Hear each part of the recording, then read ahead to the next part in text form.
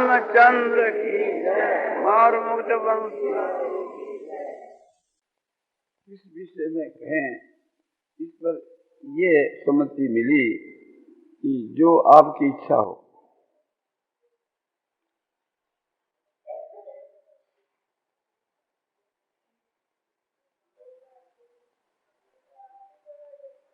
अब जो साधना करते हैं तो उस साधन का जो फल है उसकी तरफ हमारी दृष्टि रहती है।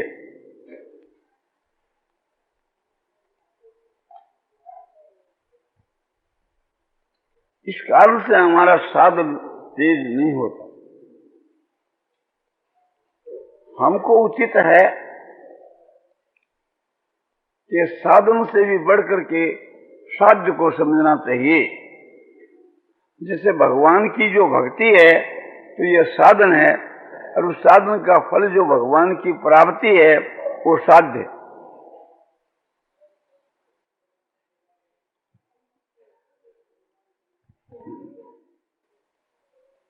कोई कोई जो भाई है ये देखता है कि मैं जो साधन करता हूं इस साधन से मुझको शांति मिलनी चाहिए, सुख मिलना चाहिए, ज्ञान की वृद्धि होनी चाहिए, वो देखने में नहीं आती। तो ये भी एक प्रकार से साधन के फल की तरफ ही देखना है। और जो नीची श्रेणी के आदमी होते हैं वे तो लौकिक फल की इच्छा से ही साधन करते हैं। कोई पुत्र के लिए, कोई धन के लिए, कोई आरोग्यता के लिए। वो जो सकाम जो भाव है वो तो और नीचे दर्जे का है। ये कामना होकर के भी अध्यात्म विषय की तो कामना है, और कामना से भी उच्च भाव है उद्देश्य। मनुष्य जो है कुछ उद्देश्य को रख करके ही एक प्रकार से साधन करता है,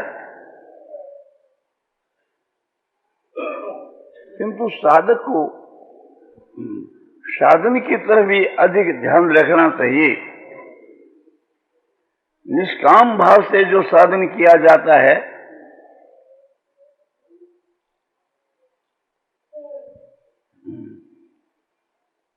उसका दर्जा बहुत ही ऊंचा है।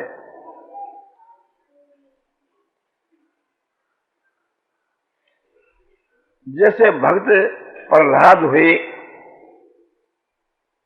बड़े निष्कामी। एक समय के बीच के मां उसके पिता ने बुला करके प्रहलाद को पूछा कि तू क्या पढ़ रहा है, मैं सुनना चाहता हूं। और तूने जो पढ़ा है और उसमें जो सबसे बढ़कर तुम्हारे को अभीष्ट हो है वो बात मुझको सुनाओ। तो प्रहलाद ने नवदा भक्ति का श्लोक कहा कि श्रवणं कीर्तनं विष्णु स्मरणं पाद सेवनम अर्चनं बंदनम दास्यम शक्यमात्म निवेदनम। भगवान के गुण प्रभाव तत्व है की जो बातें हैं, भगवान के नाम रूप और लीला धाम की जो बातें हैं, उनको भक्तों से सुनना, सुनकर के मुग्ध होना।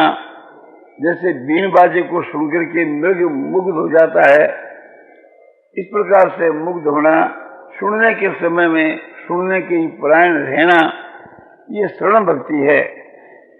इस प्रकार की केवल शरण भक्ति से ही मनुष्य को परमात्मा की प्राप्ति हो जाती है।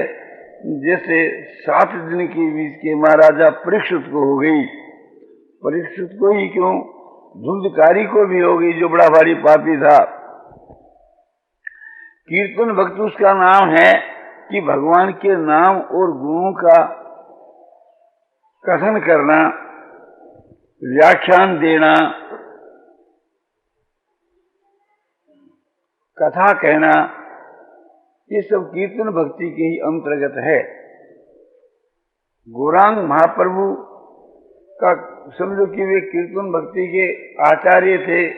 हमारे पुराने जमाने के बीच में जैसे नारद जी कीर्तन भक्ति के आचार्य हुए, और वर्तमान के बीच में बहुत से मीराबाई, नरसिंह मेहता, तुलसीदास जी, बिल्लो मंगल आदि बहुत से भक्त हुए जो कीर्तन भक्ति के ही प्रधान आचार्य हैं। भगवान के नाम और गुणों का कथन करना ये कीर्तन भक्ति है। जो कीर्तन के मां मुग्ध हो जाता है, अपने आप को भुला देता है, केवल भगवान के कीर्तन के समय में उसे कीर्तन के सवाल कोई वस्तु याद नहीं रहती, उस केवल कीर्तन भक्ति से ही मनुष्य का कल्याण हो जाता है। तो श्रवण कीर्तन विष्णु श्रवण और भगवान विष्णु का जो स्मरण है, उसके नाम रूप गुण प्रभाव तत्व रहस्य, इनका जो मन के बीच में जो स्मरण है वो स्मरण भक्ति है। ध्यान भी उसके अंतर्गत है, चिंतन भी उसके अंतर्गत है, स्मरण भी उसके अंतर्गत है। सब ही एक प्रकार से थी भगवान के विषय की कोई भी जो बात है, भगवान के गुण प्रभाव की लीला की कोई भी बात है, उसका मन के बीच के मन जो मनन है वो ये तो स्मरण भक्ति है। ध्रुव जी केवल ध्यान से ही एक प्रकार से भगवान को पा लिया। इसी प्रकार से सुतीक्ष्ण भी भगवान के ध्यान में मस्त था। भगवान आकर उनको दर्शन दिए। तो श्रवण कीर्तन विष्णु स्मरण पाद सेवनम, पाद सेवन माने चरणों की सेवा। केवट जो है भगवान के चरणों को धोकर के उनका चरणामत लेकर के अपने सब कुटुंब का उद्धार कर दिया, ये पाद सेवन भक्ति है। भरत जी महाराज ने भगवान की चरण पादुका को मस्तक रख करके और नंदीग्राम में जाकर उनको सिंहासन पर स्थापन करके उनकी पूजा करते रहे, ये पाद सेवन है। चरणों का चरणामत लेना, चरणों की धूली में स्नान करना, चरणों की सेवा करना, ये सब पाद सेवन भक्ति के अंतर्गत है। केवल पाद सेवन से भी मनुष्य का कल्याण हो जाता है, जैसे उस केवट का हो गया। तुलसीदास जी कहते हैं केवट ने भगवान के चरणों को धोकर के अपना और अपने कुल का उद्धार कर दिया। पग पखारी जल पान करी आप सहित परिवार,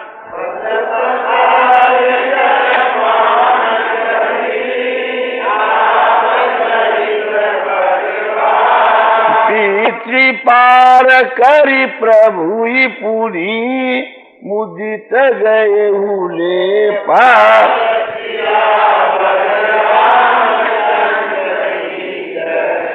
भगवान के चरणों को धोकर के चरणामत लिया अपने कुटुंब के सहित, और बचा हुआ जो जल है उसे पितरों का तर्पण करके उनका भी उद्धार कर दिया, और नौका पर बैठा करके श्री राम लक्ष्मण सीता को भी गंगा के पार कर दी। तो केवल चरणों की सेवा से भी मनुष्य का उद्धार हो जाता है। इसका नाम पाद सेवन है। और पांचवी भक्ति है सो अर्चन है। अर्चन माने भगवान की पूजा। मंदिरों में जाकर हम पूजा करें वो भी भगवान की पूजा है। अपने घर के ऊपर भगवान की मूर्ति लाकर पूजा करें वो भी पूजा है। और मन से मानसिक पूजा करें वो भी पूजा है।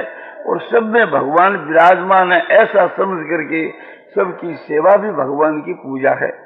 यथे प्रवृत्ति भूतानां येन संविदन्तम स्वकरुणात्म वीर सिद्धि विन्दति मानव।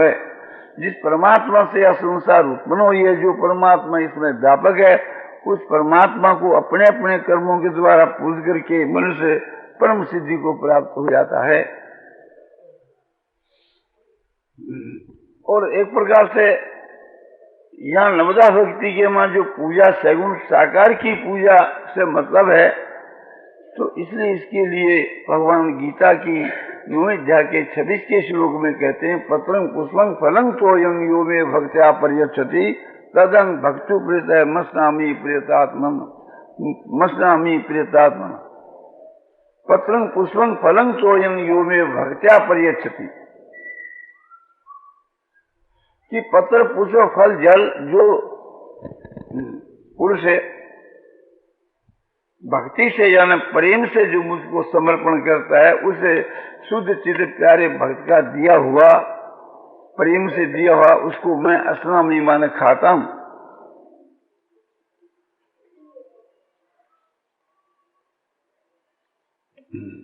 दुर्वासा जब आए यहाँ, उस समय में एक प्रकार से द्रौपदी भोजन कर चुकी थी। फिर वे स्नान करने के लिए गए और द्रौपदी के पास कुछ नहीं था, तो भगवान से प्रार्थना करी। भगवान उसी वक्त आ गए। तो समझो कि बटोई के एक पत्ता साग का लगा हुआ था, उसको लेकर के भगवान त्रिवत हुए, सारी संसार से त्रिवत हो गई, द्रौपदी का उद्धार कर दिया केवल एक पत्ते से। इसी प्रकार से थी, समझो कि गजेंद्र को एक पुष्प लेकर के उनका उद्धार कर दिया, और झिलने के यहाँ कंदमूल फल खा करके उनका भी उद्धार कर दिया। और राजा रंती देव के यहाँ एक मनुष्य की प्यास बुझे इतना जल पान करके उसका भी उद्धार कर दिया। तो केवल भगवान की पूजा से उद्धार हो जाए, इसमें तो कहना ही क्या है।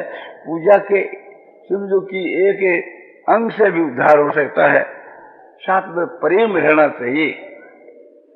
इसमें प्रेम की प्रधानता है। भगवान श्री कृष्ण जी संधि कराने के लिए जब दुर्योधन के यहाँ गए, तो दुर्योधन के प्रबंधकर्ताओं ने आकर खबर दी कि आपकी आज्ञा से हमने बहुत अच्छा प्रबंध जगह जगह किया था, किंतु श्री कृष्ण जी ने तो उसको नजर से देखा भी नहीं। तो दुर्योधन ने अर्ज करी कि महाराज, आप हमारे अतिथि होकर आए हैं, और आतिथ्य करना, अतिथि की सेवा करना, ये हमारा काम है, तो इसको आपने क्यों नहीं स्वीकार किया। उन्होंने कहा, भैया कि अभी तो मैं दूत बन करके आया ना, कोई भी तुम्हारी चीज लूंगा तो निस्बत समझी जाएगी। मैं जिस काम के लिए आया हूं वो काम मैं कर चुकूंगा, उसके बाद तुम जो मुझको दोगे लूंगा। भगवान समझते थे कि संधि होने की नहीं, और ये देने का निर्मल लेने का नहीं। बोले नहीं महाराज, एक प्रकार से अतिथि के विषय में ऐसी बात नहीं है, आप क्यों नहीं स्वीकार करते, ये बात बतलाई। बोला दुर्योधन, दो बात है। जो चीज स्वीकार की जाती है, जहां प्रेम होता है वहां स्वीकार की जाती है, और यहाँ या थोड़ा जो अभाव होता है तब वो स्वीकार करता है। भूख मरता आदमी क्या नहीं करता। तो दुर्योधन, बात सच्ची यह है, प्रेम तो तेरे नहीं है और भूख मैं नहीं मरता। उसके बाद में विदुर के घरे यहां जाकर के बिना बुलाए वहां भोजन किया। तो भगवान केवल प्रेम देखते, राम ने केवल प्रेम प्यारा। भगवान राम को केवल प्रेम ही प्यारा है। सबरी को यही बात कही कि हे सबरी, मेरे तो एक प्रेम कोई ना तो है।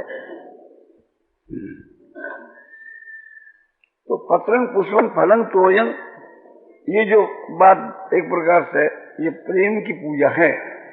प्रेम से जो पूजा करता है भगवान लेते हैं। तो श्रवणं कीर्तनं विष्णु श्रवणं पाद सेवनं अर्चनं वंदनम, प्रेम से जो भगवान को नमस्कार किया जाए तो एक नमस्कार से ही भगवान खुश हो जाते हैं। साथ में प्रेम होना चाहिए। एकोपी कृष्ण से कृत्य प्रणामो दशवास मेधा अवृते न तुल्य, दशवास मेधी पुनरेति जन्मे कृष्ण प्रणामी न पुनर्भवाय।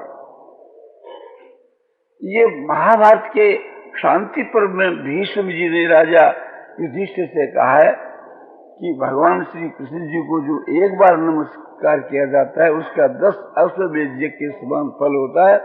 10 अश्वमेध यज्ञ करने वाला फिर संसार में आता है, किंतु भगवान को जो नमस्कार करता हुआ विदा होता है वो फिर लौट करके नहीं आता। तो केवल प्रणाम से भी भगवान की प्राप्ति हो सकती है, मनुष्य मुक्त हो सकता है, किंतु साथ में प्रेम रहना चाहिए।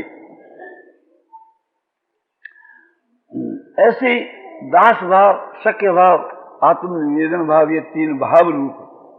ये नवदा जो भक्ति है, तीन तो पूजा रूप है और तीन साधन रूप और तीन भाव रूप। श्रवण कीर्तन विष्णु समरण, भगवान के नाम गुण प्रभाव तत्व रहस्य का श्रवण करना श्रवण भक्ति है, और कीर्तन कथन करना कीर्तन भक्ति है, और मन से याद करना ये समरण भक्ति है। ये तीन सो साधन रूप है। इसी को वेदांत के वहां श्रवण और मनन और निधिध्यासन के नाम से कहा गया है। और तीन सो पूजा रूप है। चरणों की पूजा, विग्रह की पूजा, प्रभु के स्वरूप को नमस्कार करना। और तीन जो ऐसो भाव रूप है, दास भाव, सख्य भाव और आत्म समर्पण भाव, ये तीन भाव रूप एक एक कल्याण क्या करने वाली। केवल दास भाव से भी कल्याण हो जाता है। सेवक सेव्य भाव बिनो भवन तरहि उद्गार।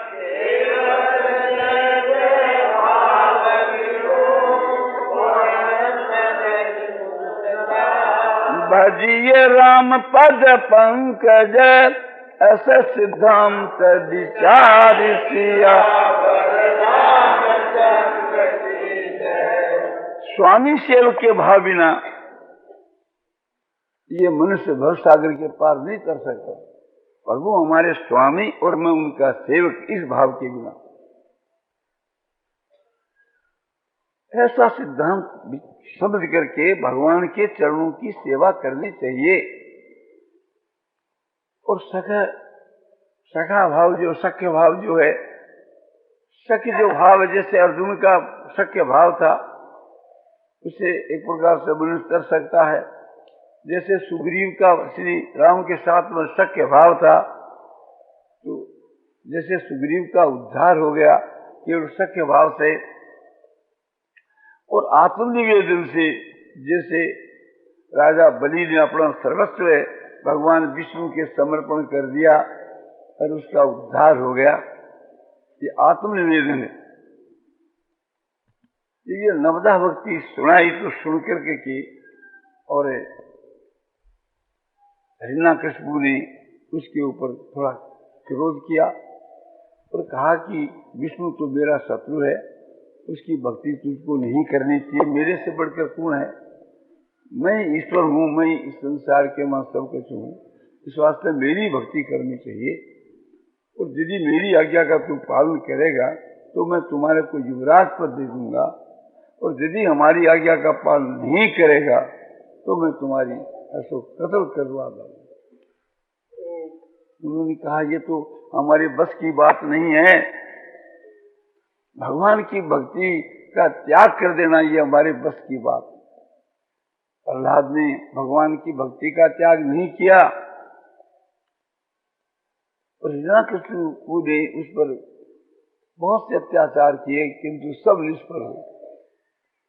आखिर के मां भगवान नरसिंह रूप से प्रकट होकर के हिरण्यकशिपु को मार डाला, और उस विकराल रूप के सन्मुख किसी की भी जाने की हिम्मत नहीं पड़ी।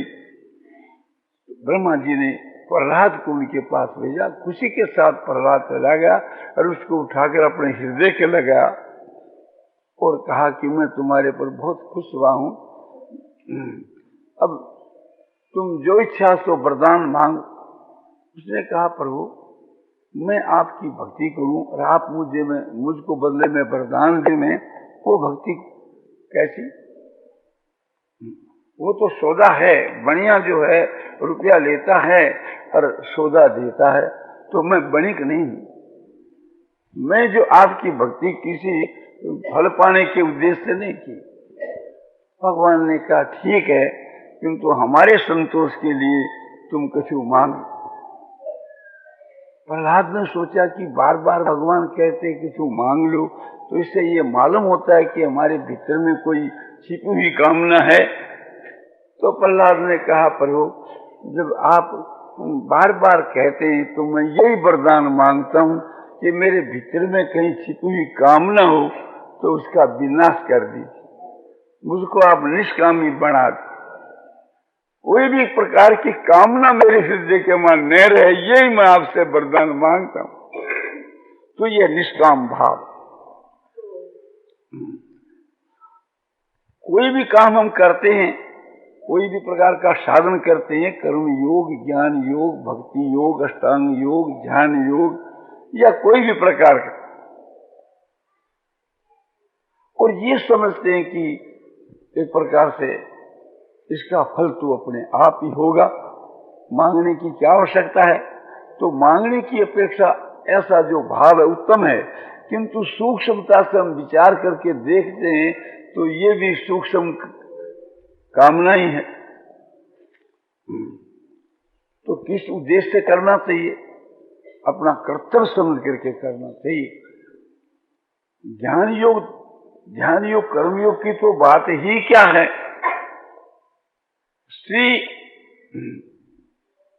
निष्काम भाव से पातिव्रत धर्म का पालन करे तो पातिव्रत धर्म के पालन से उसका अंतःकरण शुद्ध हो जाता है और उसको परमात्मा की प्राप्ति हो सकती है। लड़का जो है अपने माता पिता की सेवा यदि निष्काम भाव से करे तो माता पिता की सेवा से उसको परमात्मा की प्राप्ति हो जाती है। तो अपना जो एक प्रकार से कर्तव्य समझ करके मनुष्य को शास्त्र विहित कर्मों का आचरण करना चाहिए। सुना जाता है थोड़े काल के पूर्व के बीच के मां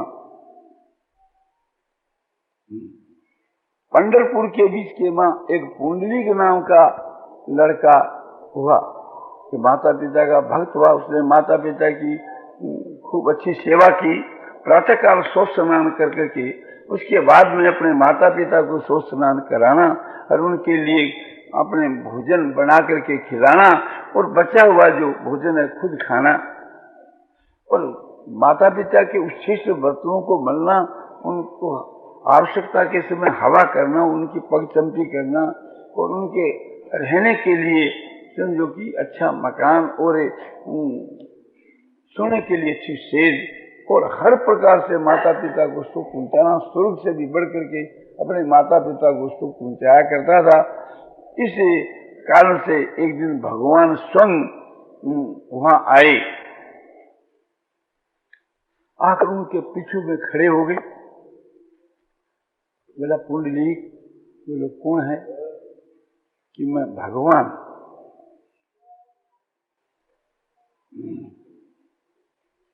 तुम्हारे से मिलने के लिए आया। उन्होंने कहा महाराज आप बैठिए, अभी मैं माता पिता की सेवा करता हूं इसलिए मुझको अवकाश नहीं है। एक वहां ईंट पड़ी थी, उठाकर पीछे में रख दी, आप यहाँ विराजमान होइए, किसी समय की प्रतीक्षा करें। भगवान ने कहा कि मैं तुम्हारे से मिलने के लिए आया और तुझको मुझसे मिलने के लिए अवकाश भी नहीं है। महाराज आप जो है एक प्रकार से थी, समय को देखकर आपको आना चाहिए था। मैंने आपको यहाँ बुलाया भी नहीं, प्रार्थना भी नहीं करी, तो फिर आप क्यों आए? तो तू माता पिता का भक्त है, मैं तुझको दर्शन देने के लिए आया। क्या महाराज माता पिता की सेवा का इतना प्रभाव है कि भगवान को बिना बुलावे आना पड़े? बोले माता पिता की सेवा का तो ऐसा ही प्रभाव है। तो फिर आप ही बतलाइए, मैं माता पिता की सेवा को छोड़ करके और आपसे कैसे बातचीत करूं? आप थोड़ी बार प्रतीक्षा करिए, इनकी सेवा करने के बाद मैं आपसे मिलूंगा। भगवान खुश हो गए और उसके सन्मुख आ गए। बोला तुम्हारी इस निष्ठा को देख करके, माता पिता की भक्ति जो है, इस सेवा को देख करके मैं मुग्ध हो गया। मैं तुम्हारे पर खुश हो गया, जो तुम्हारी इच्छा हो तो तुम वरदान मांगो। उसने कहा, प्रभु जब आप मेरे को खुश होकर के वरदान देना चाहते हैं तो मैं यही वरदान मांगता हूं कि माता पिता की सेवा के बीच में मेरी परम श्रद्धा हो और अनन्य भक्ति, यही मैं चाहता। भगवान ने कहा, ये बात तो तुम्हारे में है ही, इसमें मैं कमी समझता हूं, उसकी पूर्ति के लिए मैं आपसे प्रार्थना करता हूं। भगवान ने तथास्तु कहा और अंतर्ध्यान हो गया। इसमें हमको विचार करना चाहिए कि माता पिता की सेवा करना ये साधन है और भगवान की प्राप्ति उसका फल है। तो भगवान की प्राप्ति साध्य है और माता पिता की सेवा सो साधन है। तो उस पुंडरीक ने साधन को जितना आदर दिया इतना साध्य को नहीं दिया। भगवान की परवाह नहीं की कि जितनी माता पिता की सेवा की थी, तो उससे भगवान नाराज नहीं हुए, भगवान खुश हुए। इसी प्रकार से जो मनुष्य साधन के ऊपर अपने जोर रखता है, भगवान उससे खुश होते हैं। लौकिक बात है, कर्तव्य पालन का बड़ा महत्व बतलाया गया है। कलकत्ते के बीच के वहां सुनी बात है,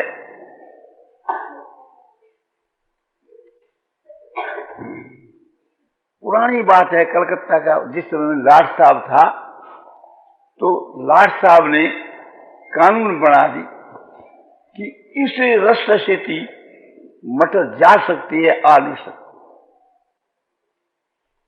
सिपाही लोग जो है सो कानून के अनुसार शैतान थे ही। तो लाट साहब एक दिन परीक्षा करने के लिए जहां निषेध था उसी मार्ग से थी अपनी मटर लेकर के आ गए। सिपाही ने रोक दिया और लाट साहब को चालान कर दिया।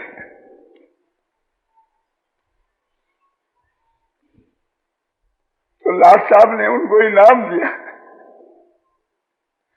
कि जब तुम मुझको रोक लिया तो दूसरे को अपने रोक सकते हो। तुमने अपनी ड्यूटी बजाई, अपने कर्तव्य का पालन किया, तो कर्तव्य के पालन का मूल्य है। हम कर्तव्य के पालन करते हुए भगवान को भी रोक देवें तो भगवान उससे खुश होते हैं, नाराज नहीं। नारायण नारायण नारायण श्रीमन नारायण नारायण श्रीमन नारायण नारायण श्रीमन नारायण नारायण श्रीमन नारायण नारायण